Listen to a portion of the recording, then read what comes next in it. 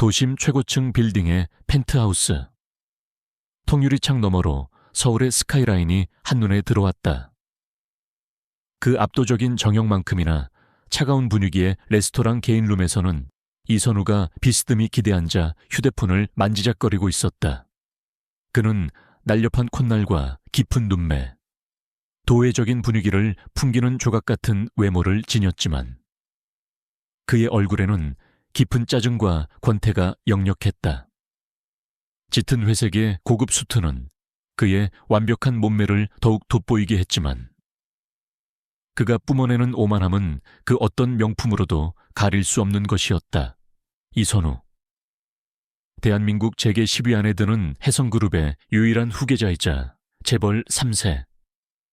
29의 나이에 이미 그룹의 핵심 요직을 맡고 있었고 그의 발언 하나하나가 기업의 주가를 들썩이게 했다. 그는 오늘 마지못해 맞선 자리에 앉아 있었다.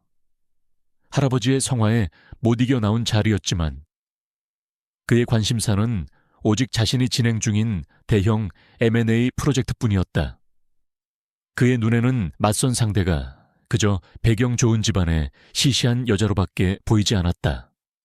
결혼은 사업의 연장선일 뿐 감정이나 사랑 따위는 사치라고 생각했다. 룸문이 열리고 웨이터의 안내를 받으며 한 여자가 들어섰다. 그녀는 화려함과는 거리가 먼 수수하고 단정한 차림이었다. 차분한 아이보리색 블라우스에 검은색 스커트를 입고 머리는 단정하게 하나로 묶었다. 그녀의 얼굴은 화장기 없이 맑고 깨끗했으며 시골에서 갓 올라온 듯 풋풋한 분위기를 풍겼다. 그녀의 이름은 이은지, 선우는 은지를 훑어보았다.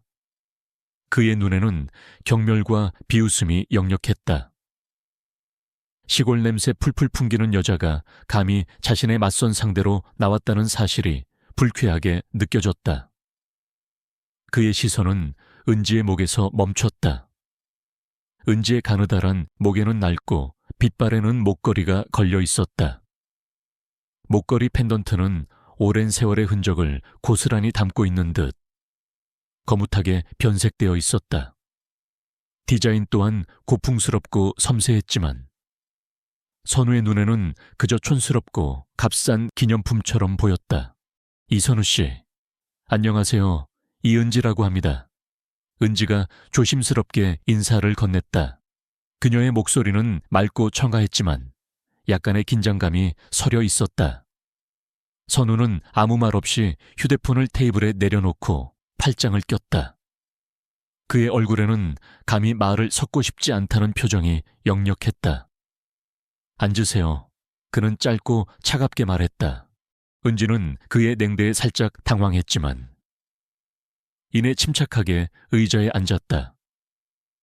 테이블 위에는 이미 고급스러운 식기가 세팅되어 있었고 와인잔은 영롱하게 빛나고 있었다. 하지만 이선우의 차가운 시선은 이 모든 분위기를 얼어붙게 만들었다. 그래서 뭘 하시죠? 선우가 은지에게 물었다. 그의 질문에는 호기심이라곤 찾아볼 수 없었고 그저 형식적인 질문을 던지는 듯했다. 저는 고향에서 작은 한옥 게스트하우스를 운영하고 있습니다. 그리고 전통 공예를 배우고 있고요. 은지가 조용하고 차분하게 대답했다. 선우는 코웃음을 쳤다. 한옥 게스트하우스요. 전통 공예허. 참, 저 같은 사람에게 이런 분을 맞선 상대로 앉혀놓다니. 할아버지가 드디어 노망이 드셨나 보군요. 그의 말에는 노골적인 비웃음과 모욕이 담겨 있었다. 저는 당신처럼 따분하고 고루한 사람에게는 단 1분도 시간을 낭비하고 싶지 않습니다. 이만 돌아가 주세요. 은지의 얼굴에서 미소가 사라졌다. 그녀는 겉으로는 여전히 침착했지만 그녀의 눈빛 속에는 날카로운 분노가 스쳐 지나갔다. 그녀는 평생 자신을 낮추고 겸손하게 살아왔지만 이렇게 노골적인 모욕을 당한 것은 처음이었다.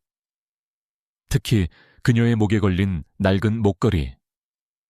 할머니로부터 물려받은 소중한 유품에 대한 경멸적인 시선은 은지의 자존심을 건드렸다. 그 목걸이는 그녀에게 단순한 장신구가 아니었다. 그것은 그녀의 정체성이자 가족의 오랜 역사가 담긴 보물과도 같은 것이었다. 이선우 씨, 당신의 오만함이 당신의 눈을 가리고 있는 것 같군요. 사람을 겉모습이나 배경으로 판단하는 것은 당신 같은 재벌 3세의 전형적인 편견이겠죠. 하지만 세상에는 당신이 알지 못하는 훨씬 더 소중한 가치들이 많다는 것을 언젠가는 깨닫게 될 겁니다. 은지가 침착하지만 단호한 목소리로 말했다. 그녀의 목소리는 미세하게 떨렸지만 그 속에는 흔들림 없는 강단이 느껴졌다. 선우는 은지의 의외의 방역에 살짝 당황했다. 감히 자신에게 이런 말을 하는 여자는 처음이었기 때문이었다. 그는 은지의 목에 걸린 낡은 목걸이를 다시 한번 경멸적으로 훑어보았다. 소중한 가치요 고작, 이런 낡은 장신구를 걸고 다니는 분께서 저에게 그런 말씀을 하시는군요. 어울리지도 않는군요. 은지는 더 이상 선우와 대화할 가치를 느끼지 못했다. 그녀는 조용히 자리에서 일어나 선우를 똑바로 바라보았다. 그녀의 눈빛은 차갑지만 강렬했다. 이선우 씨, 오늘 저에게 가한 모욕을 언젠가는 후회하게 될 겁니다. 은지는 아무 말 없이 룸을 나섰다. 그녀의 뒷모습은 당당했고 그 어떤 후회나 미련도 없어 보였다. 선우는 은지의 뒷모습을 보며 코웃음을 쳤다. 건방진 시골 여자 같으니라고. 저런 낡은 목걸이나 걸고 다니면서 무슨. 하지만 이상하게도 은지가 사라진 후에도 그녀의 목에 걸려있던 낡은 은 목걸이가 계속해서 선우의 뇌리에 맴돌았다. 그는 고미술품 수집과 감정의 남다른 취미를 가지고 있었고 그 목걸이에서 언뜻 범상치 않은 기운을 느꼈던 것을 애써 무시하려 했다. 하지만 그의 예리한 직감은 그 목걸이가 단순한 장신구가 아님을 속삭이고 있었다. 그의 오만함은 그가 놓친 것이 무엇인지 깨닫지 못하게 만들었다. 그 낡은 목걸이가 사실은 그의 상상조차 할 수 없는 거대한 역사의 비밀을 간직한 왕가의 보물이라는 것을 알기 전까지는 최고급 레스토랑을 나선 이은지의 발걸음은 겉으로는 차분했지만 그녀의 마음속에는 분노와 함께 깊은 슬픔이 뒤섞여 있었다. 이선우의 오만함과 노골적인 모욕은 그녀의 자존심에 큰 상처를 남겼다. 특히 그가 그녀의 목에 걸린 낡은 은 목걸이를 조롱했을 때 은지는 끓어오르는 분노를 참기 힘들었다. 그 목걸이는 그녀에게 단순한 장신구가 아니었다. 그것은 그녀의 정체성이자 가족의 오랜 역사와 비밀이 담긴 소중한 유산이었다. 은지는 서울의 번잡한 거리를 걸으며 복잡한 심경에 잠겼다. 그녀는 평범한 시골 여자처럼 보이지만 사실 그녀의 할머니로부터 전해 내려오는 특별한 이야기와 함께 이 낡은 은 목걸이를 물려받았다. 할머니는 늘 이 목걸이가 평범한 것이 아니며 가문의 오랜 비밀과 연결되어 있다고 강조하셨다. 은지는 어릴 적부터 할머니의 무릎에 앉아 목걸이에 얽힌 전설 같은 이야기를 수없이 들었다. 이야기는 수백 년 전으로 거슬러 올라간다. 은지의 조상들은 먼 옛날 찬란했던 하늘의 왕국의 후예들이었다. 그 왕국은 강력한 국력과 뛰어난 문화, 그리고 신비로운 힘을 지닌 보물로 번성했지만 알 수 없는 이유로 역사 속에서 사라졌다. 왕가의 마지막 후예들은 자신들의 보물과 역사를 지키기 위해 깊은 산속으로 숨어들어 평범한 백성으로 위장해 살아왔다. 그리고 그들의 비밀스러운 혈통과 왕국의 흔적을 증명하는 유일한 단서가 바로 은지의 목에 걸린 이 낡은 은 목걸이였다. 목걸이 펜던트에는 언뜻 보기에 단순한 문양처럼 보이는 섬세하고 기이한 조각들이 새겨져 있었다.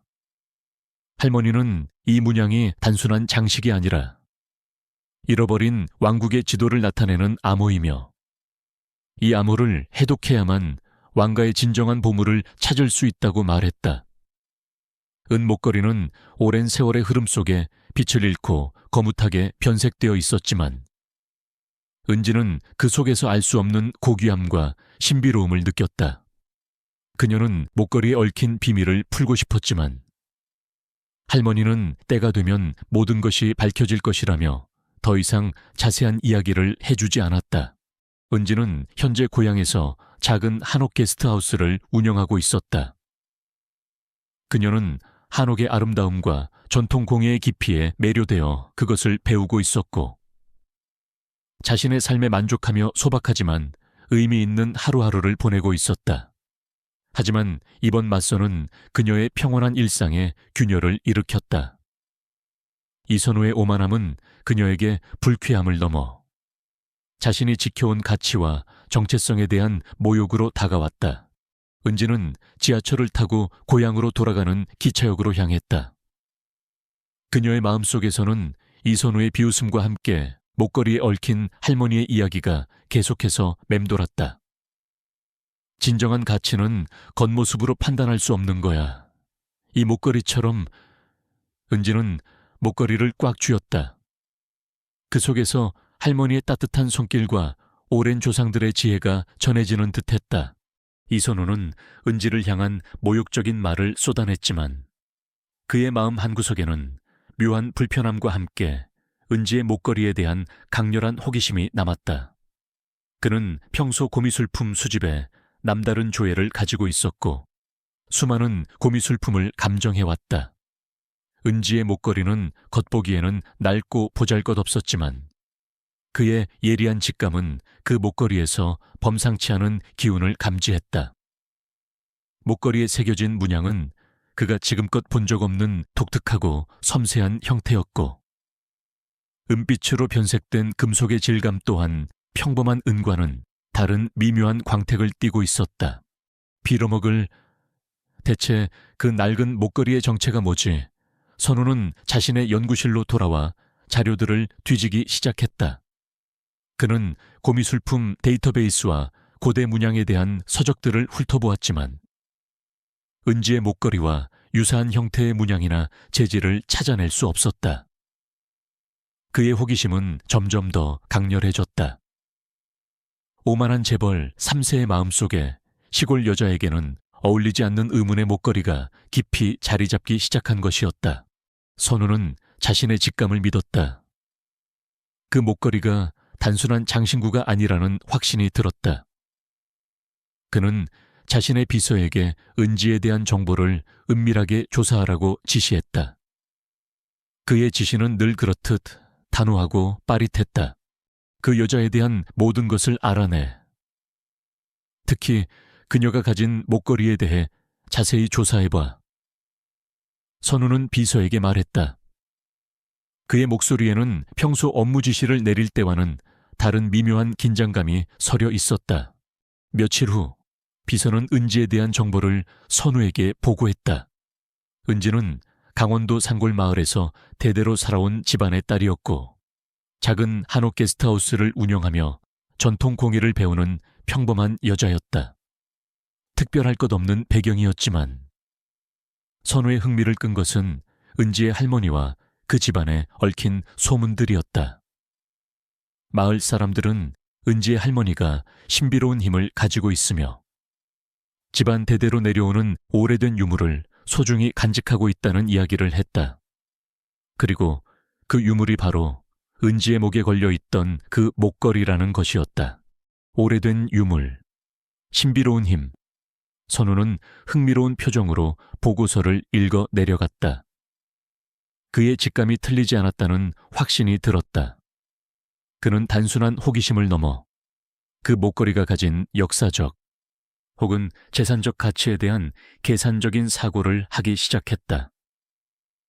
그는 그 목걸이가 전설로만 전해지던 잃어버린 왕가의 보물일 가능성을 어렴풋이 짐작하기 시작했다.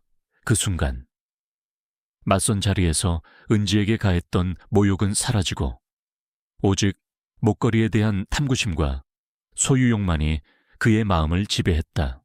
선우는 은지를 다시 만나야겠다고 결심했다. 단순히 목걸이에 대한 정보를 얻는 것을 넘어 그 목걸이가 가진 비밀을 자신이 먼저 파헤치고 싶었다. 그는 자신의 인맥과 재력을 총동원하여 은지에게 다시 접근할 방법을 찾기 시작했다. 그의 오만함은 여전했지만 이제 그 오만함 속에는 알 수 없는 탐구열과 소유욕이 뒤섞여 있었다. 그는 낡고 빛바랜 목걸이 하나가 자신의 삶을 송두리째 뒤바꿀 거대한 운명의 시작이라는 것을 아직 깨닫지 못했다. 이선우는 은지의 목에 걸린 낡은 은 목걸이가 심상치 않음을 직감했다. 그의 고미술품에 대한 탁월한 안목은 그를 가만히 두지 않았다. 그는 오만함과 냉소적인 태도를 잠시 접어두고 목걸이의 진정한 가치를 파헤치려는 강렬한 호기심에 사로잡혔다. 그는 비서에게 은지의 모든 정보를 조사하라고 지시한 뒤 직접 고미술품 관련 서적들을 뒤지고 인터넷을 검색하며 목걸이에 대한 단서를 찾기 시작했다. 며칠 후 선우는 우연히 서울 시내의 한 작은 전통 공방 앞에서 은지를 다시 만나게 되었다. 은지는 작업복 차림으로 흙 묻은 손을 닦으며 공방을 나서고 있었다. 그녀의 모습은 지난번 맞선 자리에서보다 훨씬 더 편안하고 생기 있어 보였다. 그녀의 목에는 여전히 그 낡은 은 목걸이가 걸려 있었다. 선우는 순간 망설였지만 목걸이에 대한 강렬한 호기심이 그의 발걸음을 이끌었다. 그는 은지에게 다가가 차가운 목소리로 말했다. 여기서 뭘 하시는 겁니까? 은지는 선우의 등장에 놀란 듯 눈을 크게 떴다. 그녀의 얼굴에는 당황스러움과 함께 경계심이 역력했다. 이선우 씨가 여긴 왜? 궁금해서요. 당신이 왜 이런 곳에서 이런 일을 하는지, 그리고 당신 목에 걸린 그 목걸이 다시 한번 보고 싶어서요. 선우는 솔직하게 자신의 의도를 드러냈다. 그의 말투는 여전히 무례했지만 지난번 맞선 자리에서와는 달리 노골적인 비웃음은 없었다. 은지는 선우의 갑작스러운 방문과 솔직한 태도에 의아함을 느꼈다. 그녀는 여전히 선우에게 경계심을 풀지 않았다. 당신에게 보여줄 필요는 없습니다. 그녀는 차갑게 대답했다. 왜죠? 혹시 그 목걸이에 뭔가 특별한 것이라도 있나요? 제가 보기에는 그냥 낡은 은 장신구에 불과한데. 선우는 은지의 반응을 떠보기 위해 일부러 도발적인 말을 던졌다. 은지의 표정이 미세하게 변했다.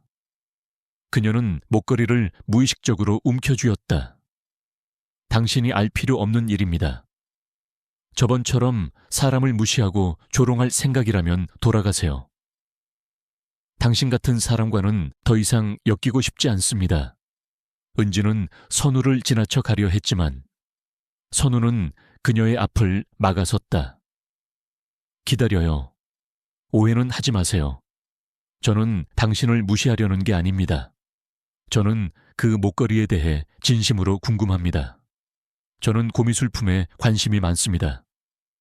당신의 목걸이에서 범상치 않은 기운을 느꼈습니다. 만약 당신이 그 목걸이에 대해 아는 것이 있다면. 선우의 눈빛은 진지했다. 그의 고미술품에 대한 열정은 그를 오만함이라는 가면 뒤에서 잠시 벗어나게 만들었다. 은지는 선우의 눈에서 단순한 비웃음이 아닌 진정한 호기심을 일궈냈다. 그녀는 잠시 망설였다. 이 재벌 3세에게 자신의 가족 비밀이 담긴 목걸이에 대해 이야기해야 할까 하지만 그의 끈질긴 태도에 결국 마음이 움직였다. 이 목걸이는 우리 가문의 유품입니다. 할머니께서 저에게 물려주신 것이고 평범한 목걸이가 아니라고 늘 말씀하셨습니다. 은지가 조심스럽게 입을 열었다. 그녀는 목걸이에 새겨진 문양을 손가락으로 더듬었다. 선우는 은지의 말에 흥미로운 표정을 지었다. 가문의 유품이요. 어떤 가문입니까? 그리고 이 문양은 은지는 더 이상 자세한 이야기를 해주지 않았다. 그것까진 말씀드릴 수 없습니다. 이것은 저와 제 가족만의 비밀입니다. 선우는 은지의 말을 존중하듯 더 이상 캐묻지 않았다. 그는 은지의 태도에서 목걸이에 정말 중요한 비밀이 숨겨져 있음을 확신했다. 그는 은지에게 자신의 명함을 건넸다. 만약 그 목걸이에 대해 더 알고 싶거나 제 도움이 필요하다면 언제든 연락하세요. 저는 그 목걸이의 진정한 가치를 밝혀낼 수 있을 겁니다. 은지는 선우의 명함을 받아들었지만 그의 눈을 똑바로 바라보며 말했다. 당신이 원하는 것이 무엇이든 저는 제 목걸이를 팔 생각이 없습니다. 이것은 돈으로 살 수 없는 저의 전부입니다. 선우는 은지의 단호한 태도에 미묘한 감정을 느꼈다. 그는 돈이 세상의 모든 것을 해결할 수 있다고 믿어왔지만 은지는 그의 예상과는 다른 가치관을 가지고 있었다. 그는 고개를 끄덕였다. 알겠습니다. 그럼 저도 당신에게 강요하지 않겠습니다. 하지만 만약 그 목걸이에 위험이 닥친다면 저에게 연락하세요. 선우는 은지에게서 돌아섰지만 그의 마음속에는 목걸이에 대한 탐구심이 더욱 커졌다. 그는 자신이 만난 수많은 고미술품 중에서도 유독 은지의 목걸이에서 느껴지는 신비롭고 고귀한 기운을 잊을 수 없었다. 그는 자신의 인맥과 재력을 총동원하여 목걸이의 진정한 출처와 숨겨진 역사를 파헤치기 시작했다. 그는 가장 먼저 고미술 전문가이자 자신의 오랜 멘토인 박 교수를 찾아갔다. 박 교수는 은지의 목걸이 사진을 보더니 놀라움을 금치 못했다. 이 문양은 제가 예전에 연구했던 고대 왕국의 문양과 매우 흡사합니다. 하지만 이 왕국은 역사 속에 사라진 전설 속의 왕국으로 알려져 있습니다. 박 교수의 말에 선우의 심장이 두근거렸다. 전설 속의 왕국이라니. 그는 더욱더 흥미를 느꼈다. 박 교수는 목걸이의 재질과 제작 기법이 일반적인 은 세공품과는 다르며 고대 왕실에서 사용되었을 법한 특별한 기술이 적용된 것 같다고 덧붙였다. 그는 선우에게 이 목걸이가 단순한 장신구가 아니라 역사적, 문화적으로 엄청난 가치를 지닌 유물일 가능성이 매우 높다고 말했다. 선우는 박 교수의 말을 듣고 자신의 직감이 틀리지 않았음을 확신했다. 그는 목걸이에 대한 조사를 더욱 확대했다. 그는 국내외의 역사학자와 고고학자들을 찾아다니며 사라진 왕국에 대한 단서를 수집했다. 조사가 진행될수록 목걸이가 단순한 유물이 아니라 사라진 하늘의 왕국의 마지막 보물이자 왕국에 숨겨진 유산을 찾아낼 수 있는 열쇠라는 사실이 점차 드러나기 시작했다. 이 모든 사실은 선우에게 엄청난 충격을 주었다. 그가 오만하게 비웃었던 낡은 은 목걸이가 사실은 수백 년 전 사라진 왕국의 비밀을 간직한 상상할 수 없는 가치의 보물이었다니. 그리고 그 보물을 간직한 여인이 바로 자신이 경멸했던 시골 여자 이은지였다는 사실에 그는 알 수 없는 감정에 휩싸였다. 그의 오만함은 이제 부끄러움과 함께 은지에 대한 존경심으로 바뀌기 시작했다. 그는 자신이 진정으로 놓친 것이 무엇인지를 깨닫기 시작했다. 이선우는 자신의 연구실에서 밤샘 조사를 이어갔다. 그의 눈은 피곤했지만 사라진 왕가의 보물에 대한 강렬한 호기심과 은지의 낡은 목걸이에 얽힌 비밀을 파헤치려는 열정으로 이글거렸다. 그가 고미술 전문가인 박 교수로부터 얻은 정보는 단순한 시작에 불과했다. 선우는 이제 그 목걸이가 단순한 유물을 넘어 잊혀진 역사와 찬란했던 문명을 증명하는 결정적인 단서임을 확신했다. 선우는 자신의 인맥과 혜성그룹의 막대한 정보력을 총동원하여 사라진 왕국에 대한 자료를 수집했다. 그는 국내외의 역사학자, 고고학자, 민속학자들과 접촉하며 목걸이에 새겨진 문양의 의미, 사용된 금속의 기원, 그리고 왕가의 후예들에 대한 전설과 기록들을 파고들었다. 조사가 깊어질수록 그는 충격적인 진실에 한 발짝 더 다가섰다. 목걸이에 새겨진 문양은 고대 하늘의 왕국의 상징이자 그 왕국에서 사용되던 고유의 문자를 도안화한 것이었다. 이 문자는 극소수의 학자들만이 연구해왔던 미지의 문자였으며 그 해석은 난해하기 그지없었다. 선우는 잠을 줄여가며 이 문자를 해독하기 시작했다. 그는 자신의 비상한 두뇌와 뛰어난 집중력을 발휘하여 난해한 문자 조각들 속에서 의미 있는 패턴을 찾아냈다. 조사 결과 은지의 목걸이는 단순한 장신구가 아니라 천공의 열쇠 따라 불리는 왕국의 가장 신성한 보물 중 하나였다. 이 열쇠는 왕국에 숨겨진 보물 창고로 향하는 유일한 길을 알려주는 지도를 담고 있었다. 천공의 열쇠는 또한 왕가의 진정한 계승자만이 지닐 수 있는 권위의 상징이기도 했다. 이 보물 창고에는 왕국의 막대한 재화뿐만 아니라 사라진 왕국의 역사와 기술, 그리고 철학이 담긴 귀중한 서적과 유물들이 보관되어 있다고 전해졌다. 선우는 은지의 할머니가 이야기했던 하늘의 왕국에 대한 전설이 단순한 전설이 아니라 실제 존재했던 역사였음을 깨달았다. 그리고 은지 가족이 그 사라진 왕가의 마지막 후예들이라는 사실에 경악했다. 그는 자신이 맞선 자리에서 촌스럽다고 비웃었던 낡은 목걸이가 인류 역사에 한 획을 그을 만한 거대한 비밀을 간직하고 있었다는 사실에 전율했다.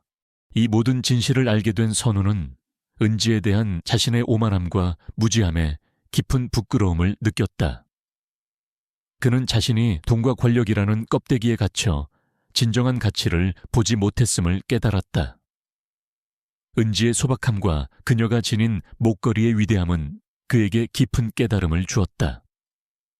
그의 마음속에는 탐욕 대신 은지에 대한 미안함과 함께 알 수 없는 끌림이 자리 잡기 시작했다. 선우는 은지에게 다시 연락했다. 그는 은지가 일하는 전통 공방으로 찾아가 그녀에게 솔직하게 자신의 조사를 털어놓았다. 이은지 씨, 당신의 목걸이에 대해 제가 알게 된 사실이 있습니다. 이 목걸이는 단순한 유품이 아니라 하늘의 왕국의 천공의 열쇠라고 불리는 왕가의 보물입니다. 그리고 당신은 그 왕가의 마지막 후예입니다. 은지는 선우의 말에 충격을 받았다. 할머니로부터 어렴풋이 들어왔던 전설이 현실이 되었다는 사실에 그녀는 믿기지 않았다. 그녀는 동시에 자신의 가족 비밀이 이렇게 쉽게 드러났다는 사실에 불안감을 느꼈다. 당신이 그걸 어떻게... 은지의 목소리가 떨렸다. 선우는 은지의 불안감을 눈치채고 차분하게 말했다. 걱정 마세요. 저는 당신에게 해를 끼칠 의도가 없습니다. 저는 이 목걸이의 진정한 가치를 알고 싶을 뿐입니다. 이 목걸이는 인류의 역사에 큰 영향을 미칠 수 있는 중요한 유물입니다. 그리고 당신은 그 유물을 지킬 유일한 사람입니다. 선우의 진심 어린 태도에 은지는 점차 경계심을 풀었다. 그녀는 할머니가 남긴 오래된 기록들과 함께 자신이 알고 있는 이야기들을 선우에게 조심스럽게 털어놓았다. 할머니는 목걸이의 비밀을 풀 수 있는 또 다른 단서가 숨겨진 지도를 남겼다고 했지만 그 지도의 정확한 위치는 알 수 없다고 했다. 선우는 은지의 이야기를 들으며 목걸이에 대한 자신의 직감이 틀리지 않았음을 다시 한번 확신했다. 그들은 함께 목걸이의 진정한 비밀을 풀고 사라진 왕국의 보물을 찾아내기로 뜻을 모았다. 선우는 자신의 재력과 정보력을, 은지는 가문의 유산을 지키려는 강한 의지와 할머니로부터 물려받은 지혜를 발휘하기로 했다. 그들은 이제 단순한 맞선 상대가 아니라 거대한 역사의 비밀을 함께 풀어갈 동반자가 된 것이다. 그러나 그들이 목걸이의 비밀에 가까워질수록 어둠의 그림자가 드리워지기 시작했다. 선우가 목걸이에 대한 조사를 시작했을 때부터 오랜 시간 이 왕가의 보물을 노리던 어둠의 세력이 움직임을 감지한 것이다. 이들은 고미술품 암거래 시장의 거물들과 국제적인 도굴꾼들이 연합한 거대한 범죄 조직이었다. 그들은 천공의 열쇠가 왕가의 보물로 향하는 유일한 길임을 알고 있었고, 오랜 시간 동안 이 목걸이를 추적해왔다. 어둠의 세력은 은지의 목걸이가 세상에 드러나자 은지와 선우의 주변을 감시하기 시작했다. 그들은 자신들의 목적을 위해서라면 어떤 불법적인 행위도 서슴지 않았다.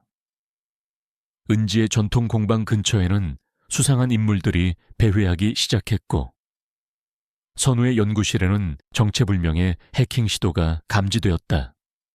그들은 목걸이를 빼앗기 위해 은지를 위협하고 선우를 제거하려 할 것이 분명했다. 선우는 자신이 은지를 위험에 빠뜨렸다는 사실에 큰 죄책감을 느꼈다. 그는 자신의 오만함 때문에 은지가 이렇게 위험한 상황에 처하게 되었다고 생각했다. 그는 은지를 보호하기 위해 자신의 모든 능력을 총동원하기로 결심했다. 그는 해성그룹의 보안팀을 동원하여 은지의 주변 경호를 강화하고 어둠의 세력에 대한 역추적을 시작했다. 그는 은지에게 말했다. 이은지 씨, 제가 당신을 위험에 빠뜨린 것 같습니다. 하지만 걱정 마세요. 제가 당신을 반드시 지켜줄 겁니다. 우리는 함께 이 목걸이의 비밀을 밝혀내고 그들이 노리는 것을 막아야 합니다. 은지는 선우의 진심 어린 눈빛을 보고 고개를 끄덕였다. 그녀는 이제 혼자가 아니었다. 그녀는 선우와 함께 이 거대한 위협에 맞서 싸우기로 결심했다. 그들의 앞에는 목걸이에 얽힌 더 깊은 비밀과 함께 목숨을 건 위험한 여정이 기다리고 있었다. 오만했던 재벌 3세와 평범한 시골 여자의 운명은 이제 낡은 목걸이 하나로 엮이게 된 것이다. 이선우의 연구실에는 긴장감이 감돌았다. 책상 위에는 은지의 낡은 목걸이 사진과 함께 하늘의 왕국에 대한 고문헌들이 어지럽게 펼쳐져 있었다. 그의 얼굴에는 피곤함과 함께 비장함이 서려 있었다. 자신이 파헤친 비밀이 단순한 유물의 가치를 넘어 자신과 은지의 목숨을 위협할 거대한 어둠을 깨웠다는 사실을 직감했기 때문이었다. 그의 오만함은 이제 사라지고 오직 은지를 보호하고 진실을 지키겠다는 강한 책임감만이 남았다. 어둠의 세력은 예상보다 빠르고 치밀하게 움직였다. 그들은 선우의 연구실과 은지의 전통 공방 주변에 그림자처럼 잠복하며 그들의 일거수일투족을 감시했다. 정체불명의 차량들이 은지의 집 주변을 맴돌았고 밤늦게 걸려오는 무언의 전화들은 은지를 불안하게 만들었다. 선우는 해성그룹의 최고 보안 전문가들을 동원하여 주변을 경계하고 역추적을 시도했지만 그들의 정체는 좀처럼 드러나지 않았다. 이들은 단순한 도굴꾼이 아니라 조직적이고 전문적인 암거래 조직임이 분명했다. 이선우 씨, 이러다 정말 위험해질 것 같아요. 제가 그냥 목걸이를 포기하는 게 나을까요? 은지가 불안한 목소리로 물었다. 그녀는 선우가 자신의 가족 비밀 때문에 이토록 위험에 처하게 된 것에 대해 죄책감을 느꼈다. 선우는 은지의 손을 잡고 그녀의 눈을 똑바로 바라보았다. 그의 눈빛은 흔들림 없이 단호했다. 절대 안 됩니다. 이 목걸이는 단순한 장신구가 아니라 당신 가족의 역사이자 사라진 왕국의 찬란한 유산입니다. 그리고 제가 이 모든 것을 밝혀냈으니 끝까지 당신을 지킬 책임이 있습니다. 그는 은지에게 그룹의 비밀 경호팀을 붙여 그녀의 안전을 확보했다. 해성그룹의 첨단 보안 시스템은 은지의 일상 공간을 철저히 보호했지만 어둠의 세력은 그들의 상상을 초월하는 방식으로 은지를 위협하기 시작했다. 그들은 은지의 게스트하우스에 침입하여 위협적인 메시지를 남기거나 그녀의 가족을 해치겠다는 협박을 가했다. 이로 인해 은지의 할머니와 가족들은 극심한 불안감에 시달려야 했다. 선우는 자신의 비서실장에게 모든 외부 일정을 취소하고 오직 은지와 목걸이의 비밀을 파헤치는 데만 집중하라고 지시했다. 그는 자신의 모든 자원을 동원하여 어둠의 세력의 정체를 밝혀내려 했다. 조사가 진행될수록 이들은 단순히 고미술품을 노리는 집단이 아니라 사라진 왕국의 보물에 담긴 특정 고대 기술을 노리는 세력과 연관되어 있음을 짐작하게 되었다. 이 고대 기술은 현대 과학으로는 구현하기 힘든 에너지원이나 물질을 다루는 기술일 수도 있다는 가설이 제기되었다. 어느 날 밤, 은지와 선우가 만나는 장소를 정확히 파악한 어둠의 세력은 그들을 급습했다. 고급 승용차에서 검은 옷을 입은 건장한 남자들이 튀어나와 은지를 향해 달려들었다. 선우는 순간적으로 은지를 자신의 품으로 끌어당기며 공격을 막아냈다. 그의 전담 경호원들이 재빨리 대응했지만 상대편 또한 만만치 않은 전투력을 지니고 있었다. 목걸이를 내놔. 그렇지 않으면 네 목숨은 물론 네 가족들까지 무사하지 못할 것이다. 어둠의 세력의 리더로 보이는 남자가 위협적으로 소리쳤다. 그의 목소리에는 잔혹함이 서려 있었다. 선우는 은지를 뒤로 숨긴 채 당당하게 맞섰다. 당신들이 누군지는 모르겠지만 감히 혜성그룹의 사람을 건드리다니. 대가를 치르게 될 것이다. 치열한 몸싸움이 벌어졌다. 선우는 재벌 3세의 나약한 이미지를 벗고 예상외의 강인함과 냉철한 판단력으로 은지를 보호했다. 그는 태권도 유단자였고 어릴 적부터 혹독한 훈련을 받아왔기에 위기 상황에서도 침착하게 대응할 수 있었다. 그는 경호원들과 함께 상대편을 제압하며 은지를 데리고 무사히 도망쳤다. 간신히 위기를 모면한 선우와 은지는 더욱 깊은 곳으로 숨어들어야 했다. 선우는 자신의 혜성그룹 소유의 비밀 별장으로 은지를 데려갔다. 그곳은 삼엄한 경비와 최첨단 보안 시스템을 갖추고 있어 외부인의 침입이 거의 불가능한 곳이었다. 그들은 그곳에서 목걸이의 비밀을 완전히 풀기 위한 연구에 몰두하기 시작했다. 은지는 할머니가 남긴 오래된 기록물과 함께 숨겨진 산 천공의 지도로의 조각들을 선우에게 보여주었다. 지도는 목걸이에 새겨진 문양과 완벽하게 일치하는 형태를 띠고 있었다.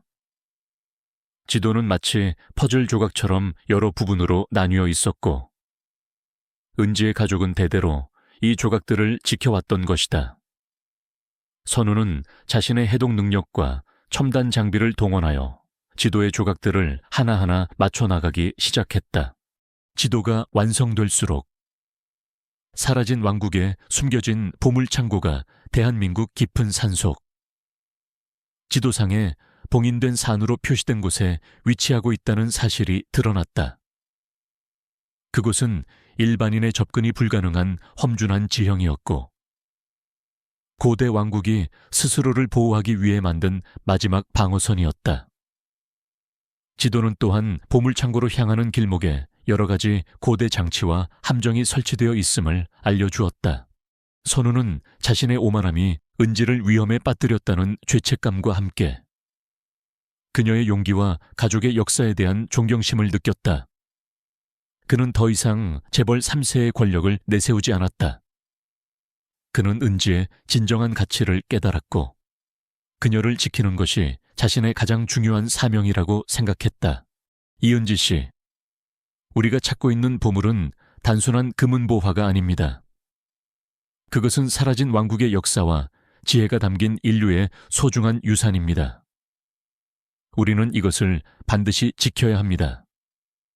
선우가 은지의 손을 잡고 말했다. 그의 눈빛은 처음 맞선 자리에서 보였던 냉소적인 모습과는 완전히 달라져 있었다. 은지는 선우의 손을 마주 잡았다. 그녀는 그에게서 진정한 동반자의 모습을 발견했다. 시골 여자와 오만한 재벌 3세는 이제 거대한 역사의 비밀을 풀고 어둠의 세력에 맞서 싸울 유일한 희망이 되었다. 그들의 앞에는 보물을 향한 마지막 여정이 남아 있었다. 그리고 그 여정은 이전과는 비교할 수 없는 위험과 난관으로 가득 차 있었다. 이선우와 이은지는 혜성그룹의 비밀 별장에서 목걸이의 진정한 비밀을 파헤치는데 몰두했다. 낡고 빛바랜 은 목걸이는 이제 단순한 장신구가 아닌 사라진 하늘의 왕국의 역사와 보물을 찾아낼 유일한 열쇠로 그들의 손에 쥐어져 있었다. 선우의 날카로운 분석력과 첨단 장비, 그리고 은지의 가문대대로 내려온 지식과 직감이 합쳐지면서 천공의 지도는 그 숨겨진 면모를 하나둘씩 드러내기 시작했다. 지도는 마치 살아있는 생명체처럼 반응했다. 특정 고대 문자가 새겨진 부분에 빛을 비추면 새로운 선들이 나타나고 목걸이에 담긴 비밀스러운 에너지가 지도에 흐르면서 보물창고의 정확한 위치가 서서히 밝혀졌다. 그곳은 지도상에 봉인된 산으로 표시된 대한민국 최북단의 험준한 산맥 깊은 곳이었다.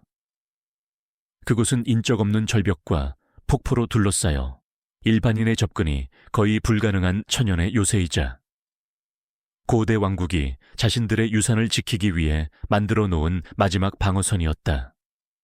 지도는 또한 보물창고로 향하는 길목에 여러 가지 고대 장치와 함정이 설치되어 있음을 경고했다. 이곳은 우리 할머니가 늘 말씀하시던 신의 산이에요. 인간의 발길이 닿지 않는 곳이라고. 은지가 지도에 표시된 산을 보며 나지막이 말했다. 그녀의 목소리에는 경외심과 함께 알 수 없는 두려움이 섞여 있었다.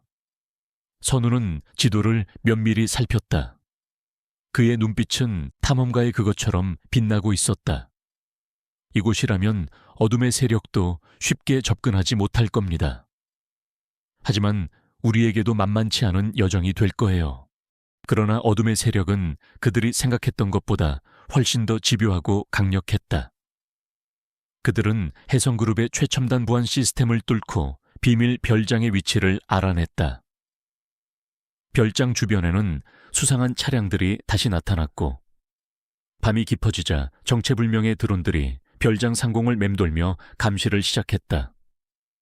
선우는 자신의 비서실장으로부터 어둠의 세력이 블랙 스카이라는 국제적인 고미술품 암거래 조직이자 고대 유물에 담긴 기술을 연구하는 비밀 결사라는 정보를 입수했다.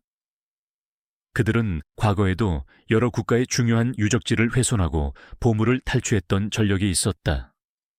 그들의 최종 목표는 단순한 금은보화가 아니라 왕가의 보물에 담긴 신비로운 고대 기술을 손에 넣어 세계를 지배하는 것이었다. 이은지 씨, 그들이 움직이기 시작했습니다. 더 이상 지체할 시간이 없어요. 우리는 그들보다 먼저 보물창고에 도달해야 합니다. 선우가 은지에게 단호하게 말했다.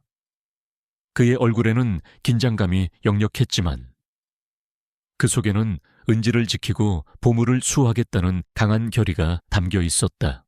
그들은 즉시 봉인된 산으로 향하는 여정을 시작했다.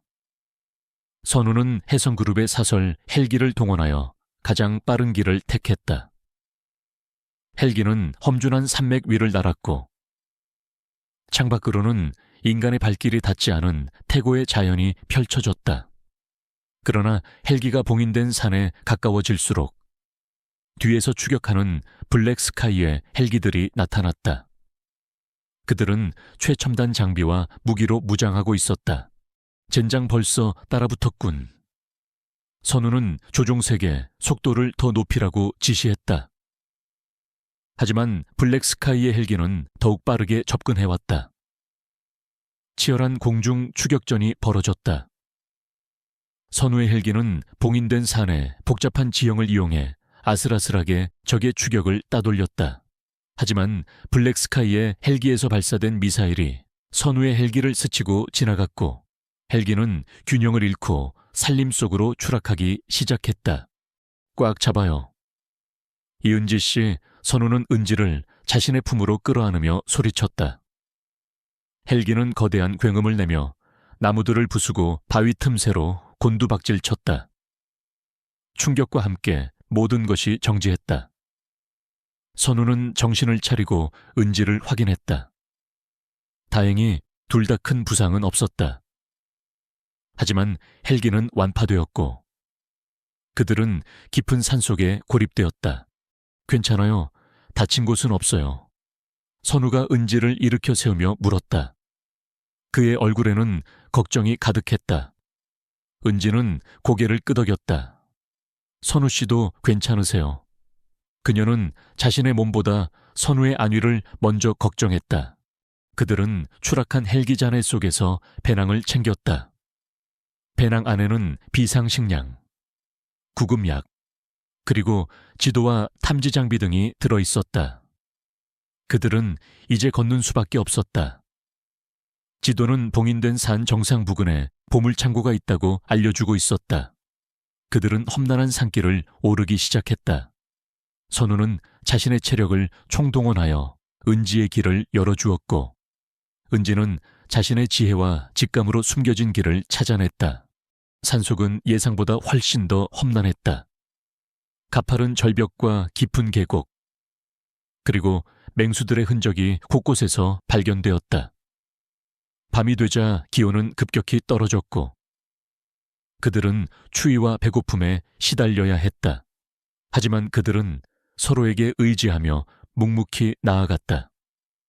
이 과정에서 선우는 재벌 3세의 오만함을 완전히 벗어던졌다. 그는 자신의 오만함이 은지를 위험에 빠뜨렸다는 죄책감을 느끼며 그녀를 보호하기 위해 자신의 모든 것을 내던졌다. 은지 또한 선우의 숨겨진 강인함과 진심을 보며 그에 대한 믿음과 사랑이 깊어졌다. 그들이 보물창고에 가까워질수록 지도는 더욱 선명한 빛을 발했다. 지도는 고대 왕국의 신비로운 문양들과 함께 보물창고로 향하는 마지막 관문의 위치를 알려주었다. 그곳은 거대한 바위로 막힌 동굴 입구였고 입구에는 복잡한 고대 문자가 새겨져 있었다. 그 순간 뒤에서 발소리가 들려왔다. 블랙스카이에 추격되었다. 그들은 선우와 은지를 향해 무기를 겨누며 다가왔다. 목걸이를 내놔. 더 이상 버틸 수 없을 것이다. 선우는 은지를 뒤로 숨긴 채 당당하게 맞섰다. 이 목걸이는 당신들이 탐낼 수 있는 것이 아니다. 이것은 인류의 유산이다. 치열한 대결이 펼쳐졌다. 선우는 몸을 날려 은지를 보호했고 그들을 향해 달려드는 적들과 맞서 싸웠다. 그는 훈련받은 경호원들처럼 민첩하게 움직이며 적들을 제압했다. 은지 또한 위기 속에서 침착함을 잃지 않고 주변의 지형지물을 활용하여 선우를 도왔다. 그녀는 날카로운 돌멩이를 던져 적의 시야를 방해하거나 나무 줄기를 이용해 적의 발을 묶었다. 싸움은 치열했지만 블랙스카이의 인원수는 압도적이었다. 선우는 점점 지쳐갔고 은지는 두려움에 떨었다. 그들이 궁지에 몰리는 순간 은지의 목걸이가 갑자기 강렬한 빛을 발하기 시작했다. 목걸이의 빛은 동굴 입구에 새겨진 고대 문자에 닿았고 문자들이 움직이기 시작했다. 거대한 바위가 움직이면서 동굴 입구가 서서히 열리기 시작한 것이다. 저 안에 보물이 있어. 서둘러. 블랙스카이의 리더가 흥분하여 소리쳤다.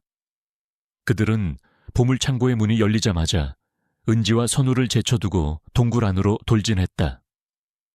선우는 마지막 힘을 짜내 은지를 이끌고 동굴 안으로 뛰어들었다. 그들은 자신들을 쫓아오는 블랙스카이어의 추격대를 뒤로하고 미지의 보물창고 깊은 곳으로 발을 내디뎠다. 오만했던 재벌 3세와 평범한 시골 여자의 목숨을 건 추적은 이제 절정으로 치닫고 있었다. 그들의 손에는 잃어버린 왕가의 보물, 그리고 인류의 미래를 바꿀 거대한 비밀이 걸려 있었다. 동굴 안은 암흑 그 자체였다. 이선우는 휴대폰의 손전등 기능을 켜고 조심스럽게 주위를 살폈다. 차가운 공기가 폐부를 스쳤고 습한 흙냄새와 함께 알 수 없는 고대 유물들의 냄새가 뒤섞여 코끝을 자극했다. 동굴 벽면에는 오래된 이끼가 가득했고 희미하게 빛나는 종유석들이 기이한 그림자를 드리웠다. 은지는 목걸이를 꽉 쥔 채 선우의 뒤를 따랐다. 그녀의 심장은 긴장감으로 두근거렸지만 동시에 할머니가 늘 말씀하시던 왕가의 보물에 대한 기대감으로 벅차올랐다. 그들은 동굴 깊숙이 들어섰다. 길은 점점 좁아졌고 바닥은 울퉁불퉁하여 발걸음이 위태로웠다. 지도에 표시된 대로.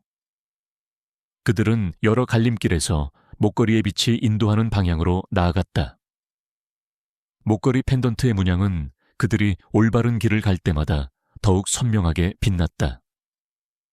마치 살아있는 나침반처럼 그들을 보물창고로 이끌었다.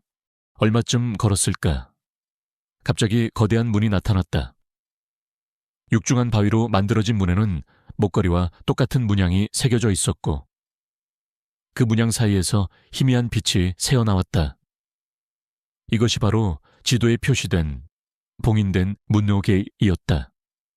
이것이 보물창고로 들어가는 마지막 문인 것 같아요. 은지가 감격스러운 목소리로 말했다. 선우는 문에 새겨진 문양을 면밀히 살폈다. 그의 눈빛은 날카로웠다. 목걸이가 이 문이 열쇠일 겁니다. 선우는 은지의 목에 걸린 목걸이를 조심스럽게 벗겨내어 문에 새겨진 문양에 가져다 댔다. 목걸이가 문양에 닿자 문에서 강렬한 빛이 뿜어져 나왔다. 동시에 묵직한 소리를 내며 거대한 바위문이 천천히 열리기 시작했다. 문이 완전히 열리자 그들 앞에는 상상조차 할 수 없었던 광경이 펼쳐졌다. 그곳은 단순한 동굴이 아니었다. 거대한 지하 궁전이자 사라진 하늘의 왕국의 마지막 흔적이었다. 동굴 안은 신비로운 빛으로 가득 차 있었고 벽면에는 고대 왕국의 찬란했던 역사와 문화가 담긴 벽화들이 그려져 있었다. 중앙에는 거대한 제단이 있었고 그 위에는 수많은 금은 보화와 함께 귀중한 유물들이 가지런히 놓여 있었다. 왕가의 왕관, 화려한 의복, 정교하게 세공된 장신구들, 그리고 알 수 없는 고대 문자로 쓰인 수많은 서적들이 그들의 눈앞에 펼쳐졌다. 이 모든 것은 역사 속에서 사라졌다고 알려진 왕국의 영광을 고스란히 간직하고 있었다. 세상에, 선우는 놀라움을 금치 못했다. 그는 자신의 눈앞에 펼쳐진 광경에 압도되었다. 그의 직감이 틀리지 않았음을 넘어 그의 상상력을 뛰어넘는 거대한 보물이었다. 이 보물은 단순히 재산적 가치를 넘어 인류 역사에 대한 새로운 통찰을 제공할 문화적, 학문적 가치가 엄청난 유물들이었다. 은지는 감격에 겨워 눈물을 글썽였다. 그녀는 할머니의 이야기를 통해 어렴풋이 상상했던 왕국의 영광을 실제로 마주하게 된 것이다.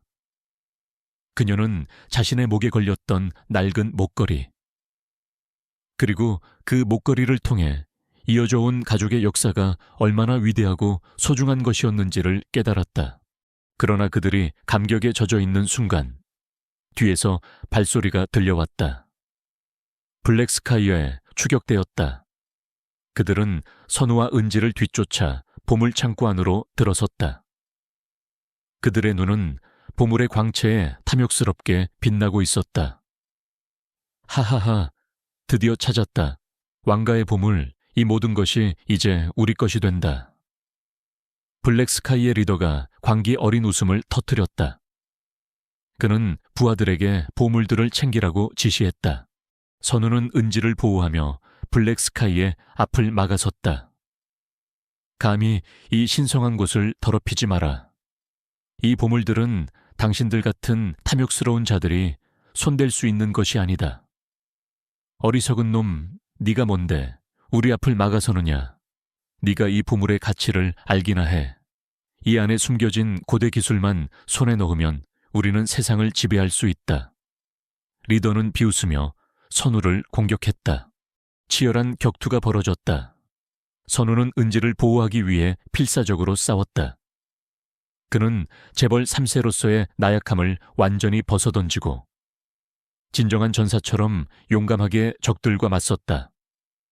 은지 또한 위기 속에서 침착함을 잃지 않고 동굴 지형을 이용해 적들의 시야를 방해하거나 고대 장치들을 조작하여 적들을 혼란에 빠뜨렸다.